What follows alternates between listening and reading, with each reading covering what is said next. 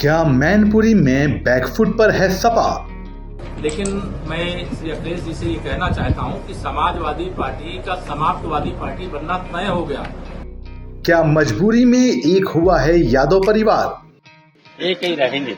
एक बहू ने टेलीफोन किया है, चाचा हम लड़ेंगे, आ जाओ। हाँ, अब एक ही साथ रहेगा। हमने तुम गवाह है ना हमारे। क्या शाक्य वोटर ने बिगाड़ दिया है सपा का MY फॉर्मूला?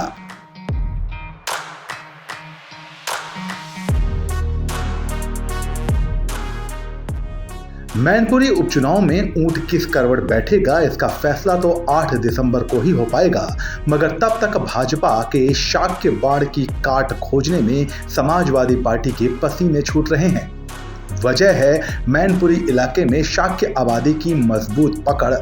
वही शाक्य जिन्होंने 2019 के लोकसभा चुनाव में बीजेपी के शाक्य उम्मीदवार के आगे सपा संरक्षक मुलायम सिंह यादव की जीत का अंतर भी कम करके 94,000 पर समेट दिया था। वही शाक्य जो संख्या बल में यादव समाज के बाद मैनपुरी की दूसरी सबसे बड़ी आबादी और वोट बैंक है। वही शाक्य जिनकी नुमाइंदगी के लिए भगवा खेमे ने इस बार रघुराज सिंह शाक्य को सियासी रण में उतारा है। क्यों जरूरी है शाक्य वोटर? मैनपुरी लोकसभा सीट में कुल 5 विधानसभा क्षेत्र शामिल हैं। इसमें मैनपुरी जिले की सदर, भोगांव, किशनी और करहल विधानसभा सीट शामिल है। वहीं इटावा जिले की जसवंत नगर विधानसभा सीट भी मैनपुरी लोकसभा सीट का ही हिस्सा है। यहां जातिगत वोटों की बात करें तो यादव 4,40,000, शाक्य 2,25,000, ठाकुर 2 लाख, जाटव 1,25,000, लोधी 1,20,000, ब्राह्मण 1 लाख, मुसलमान 80,000, कठेरिया 70,000, पाल 70,000, कश्यप 70,000 और दिवाकर 50,000 है। शाक्य वोटर को लुभाने की कवायद।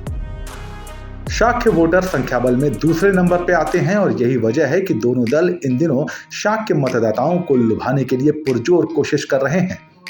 बीजेपी पिछले कई चुनावों से शाक्य प्रत्याशी को उतारकर जीत के लिए प्रयोग करती आ रही है, लेकिन इसके बावजूद अभी तक भाजपा ने कभी मैनपुरी सीट पर जीत का स्वाद नहीं चखा है।